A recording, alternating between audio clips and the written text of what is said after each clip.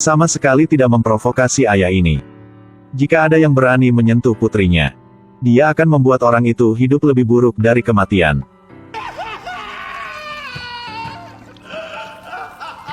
Ini adalah cairan korosif.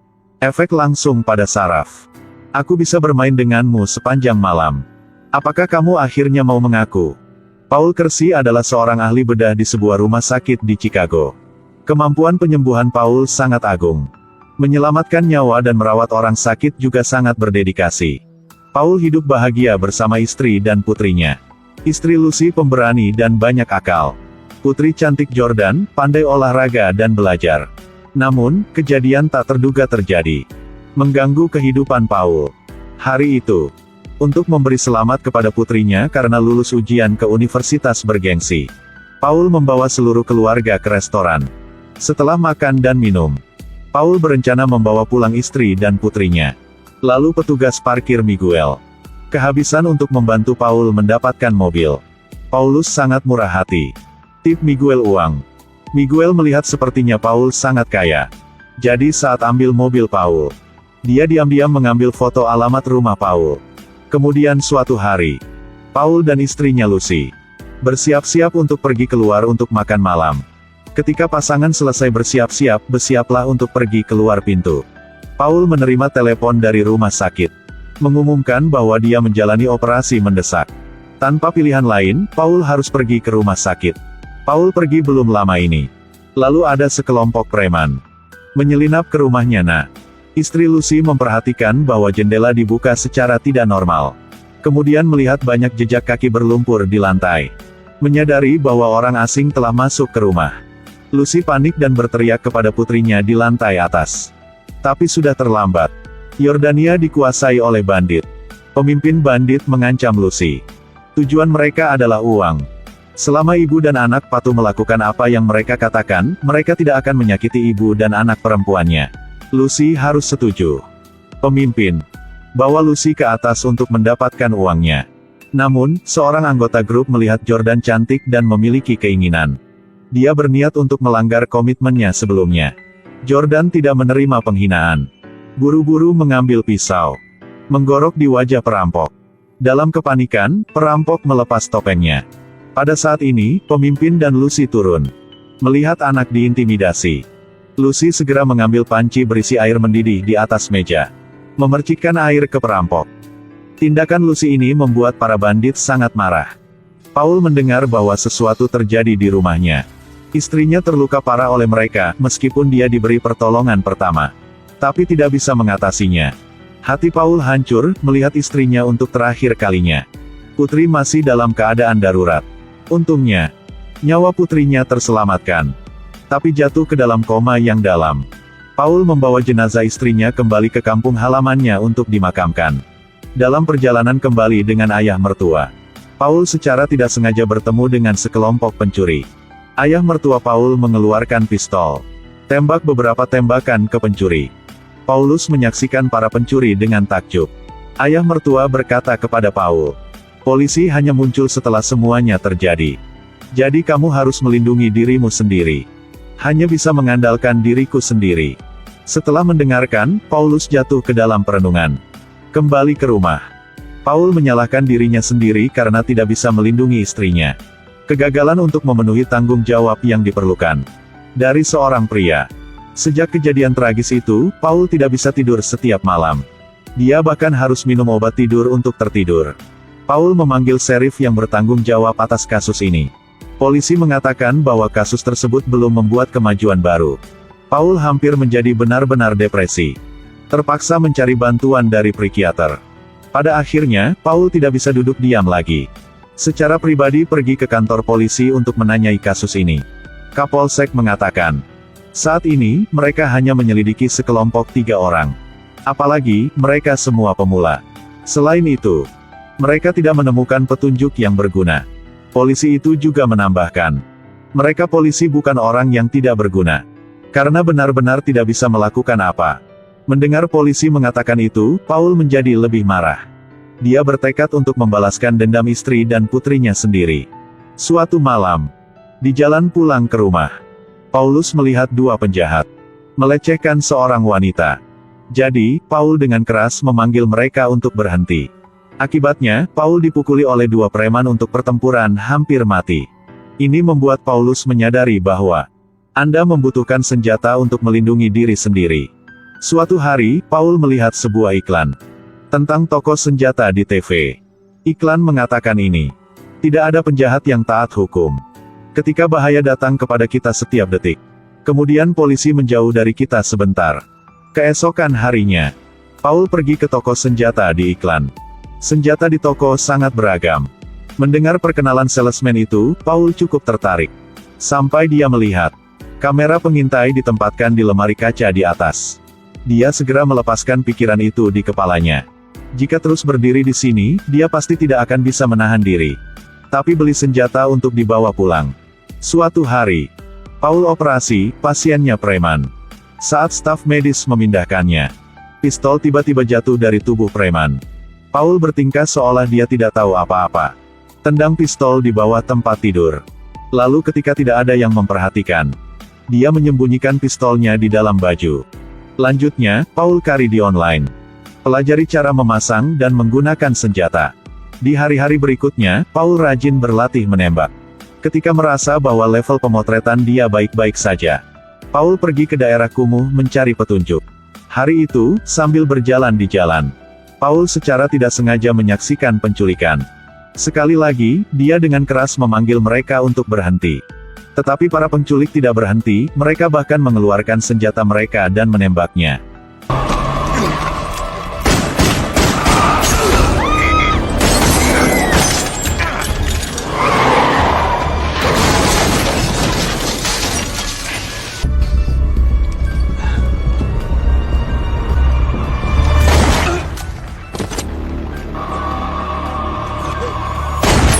Namun, semuanya direkam oleh seorang gadis.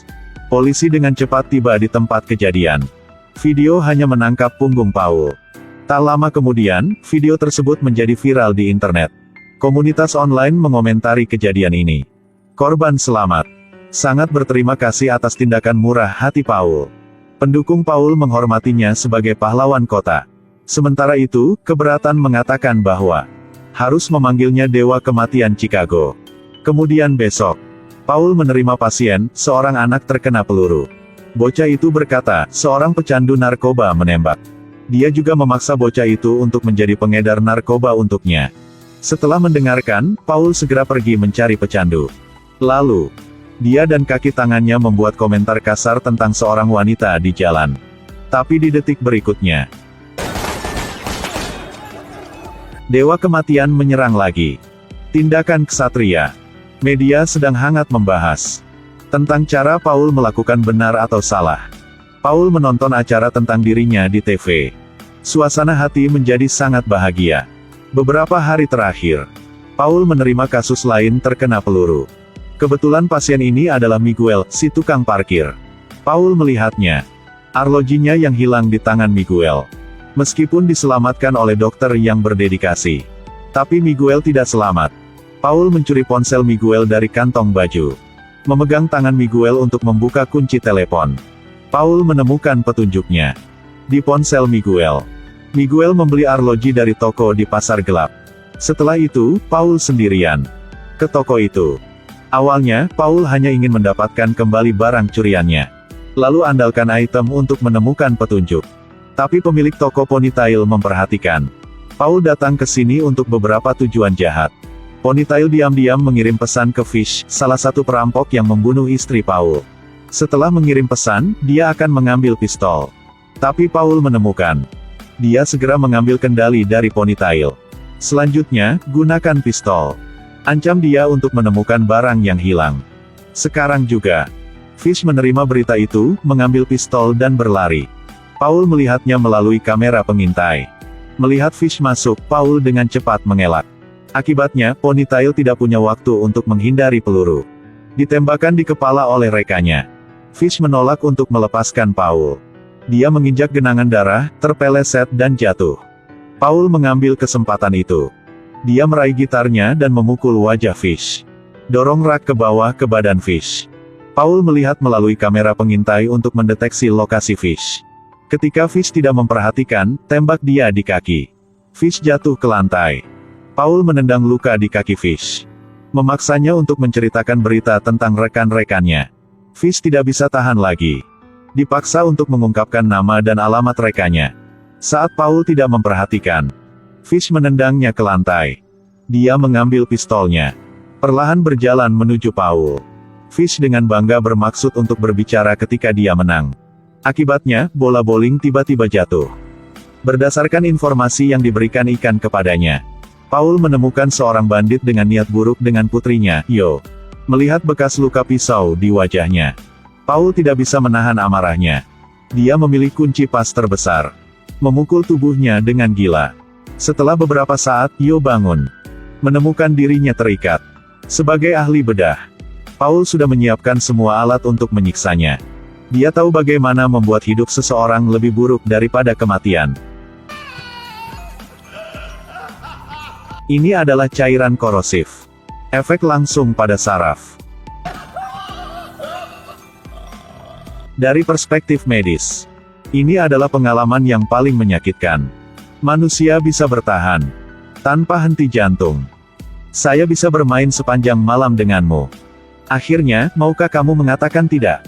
Yo tidak tahan dengan siksaan yang mengerikan ini. Mengungkapkan bahwa perampok terakhir adalah Knox. Yo memohon Paul untuk mengampuni dia. Tapi Paulus hanya mengatakan satu kalimat. Siapa yang berani menyentuh putrinya, harus mati. Paul belum sempat menemukan Knox. Dia aktif menghubungimu. Knox membuat janji untuk bertemu dengannya di bar. Malam itu, Paul pergi ke bar. Bahwa Knox membuat janji dengannya. Keduanya ingin membunuh yang lain.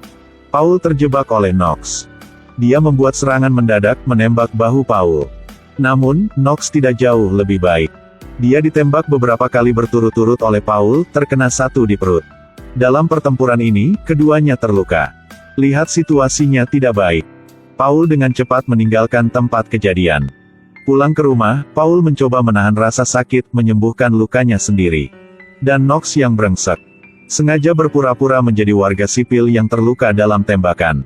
Dia mengatakan kepada polisi bahwa orang yang menyebabkan tembakan itu adalah Paul. Tapi polisi tidak punya bukti. Jadi tidak bisa menangkap orang.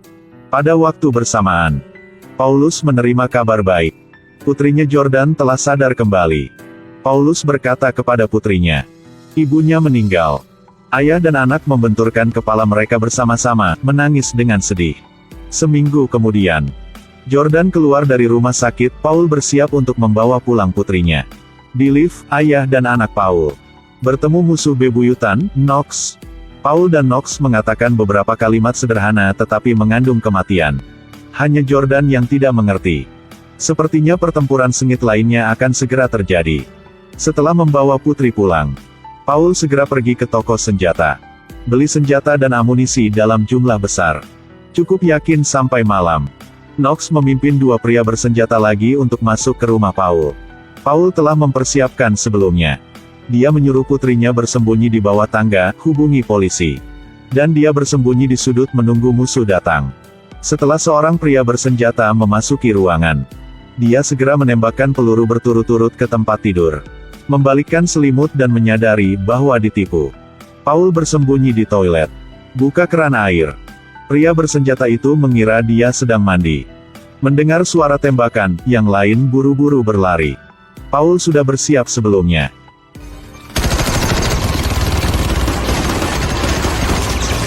Akhirnya, Paul turun untuk mencari Knox. Turun ke ruang bawah tanah. Penyergapan Knox menunggu, serangan mendadak. Paul ditembak di bahu olehnya. Sepertinya para penjahat suka membual tentang kemenangan mereka. Sebelum menghabisi lawan, semua ingin mengungkapkan perasaannya, bukan? Cukup sedetik kemudian.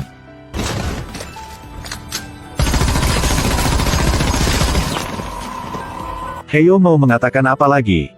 Kemudian polisi tiba di tempat kejadian. Polisi memutuskan bahwa Paul membela secara sah. Kepala polisi juga menemukan bahwa orang yang bertanggung jawab atas penembakan itu adalah Paul. Tapi tidak mengejar tanggung jawabnya. Tapi bantu dia menyembunyikannya.